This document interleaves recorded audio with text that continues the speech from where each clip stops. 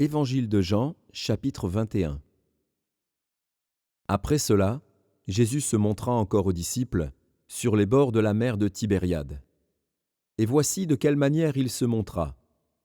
Simon-Pierre, Thomas, appelé Didyme, Nathanaël, de Cana en Galilée, les fils de Zébédée et 2 autres disciples de Jésus étaient ensemble. Simon-Pierre leur dit : « Je vais pêcher. » Ils lui dirent : « Nous allons aussi avec toi. » Ils sortirent et montèrent dans une barque, et cette nuit-là, ils ne prirent rien. Le matin étant venu, Jésus se trouva sur le rivage. Mais les disciples ne savaient pas que c'était Jésus. Jésus leur dit : « Enfants, n'avez-vous rien à manger ?» Ils lui répondirent : « Non. » Il leur dit : « Jetez le filet du côté droit de la barque, et vous trouverez. » Ils le jetèrent donc, et ils ne pouvaient plus le retirer à cause de la grande quantité de poissons. Alors le disciple que Jésus aimait dit à Pierre : « C'est le Seigneur. » Et Simon-Pierre, dès qu'il eut entendu que c'était le Seigneur, mit son vêtement et sa ceinture, car il était nu, et se jeta dans la mer. Les autres disciples vinrent avec la barque, tirant le filet plein de poissons, car ils n'étaient éloignés de terre que d'environ 200 coudées. Lorsqu'ils furent descendus à terre, ils virent là des charbons allumés, du poisson dessus et du pain. Jésus leur dit : « Apportez des poissons que vous venez de prendre. » Simon-Pierre monta dans la barque et tira à terre le filet plein de 153 grands poissons, et quoi qu'il y en ait tant, le filet ne se rompit point. Jésus leur dit : « Venez, mangez. » Et aucun des disciples n'osait lui demander : « Qui es-tu ?» sachant que c'était le Seigneur. Jésus s'approcha, prit le pain et leur en donna. Il fit de même du poisson. C'était déjà la 3e fois que Jésus se montrait à ses disciples depuis qu'il était ressuscité des morts. Après qu'ils eurent mangé, Jésus dit à Simon-Pierre : « Simon, fils de Jonas, m'aimes-tu plus que tu n'aimes ceci ?»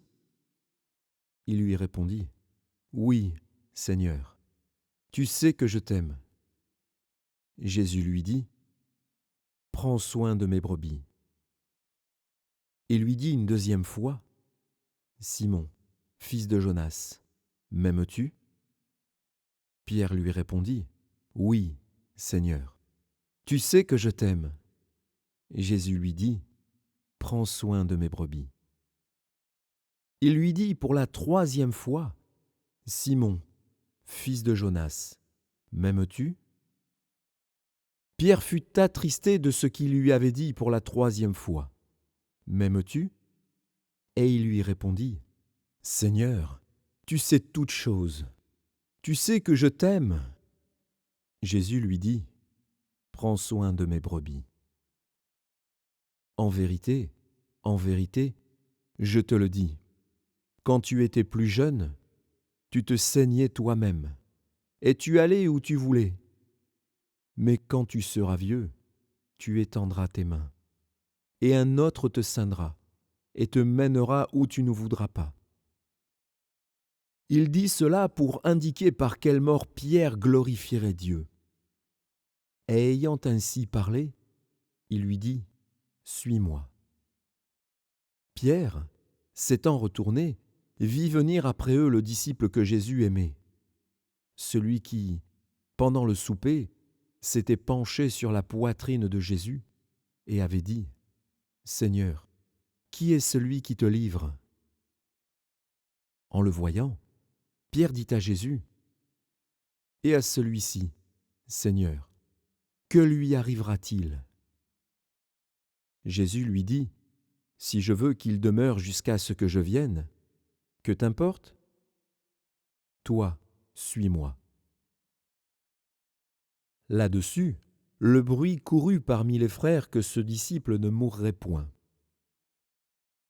Cependant, Jésus n'avait pas dit à Pierre qu'il ne mourrait point, mais « Si je veux qu'il demeure jusqu'à ce que je vienne, que t'importe ?»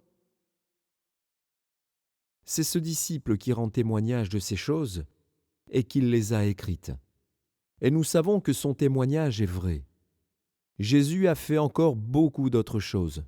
Si on les écrivait en détail, je ne pense pas que le monde même pourrait contenir les livres qu'on écrirait.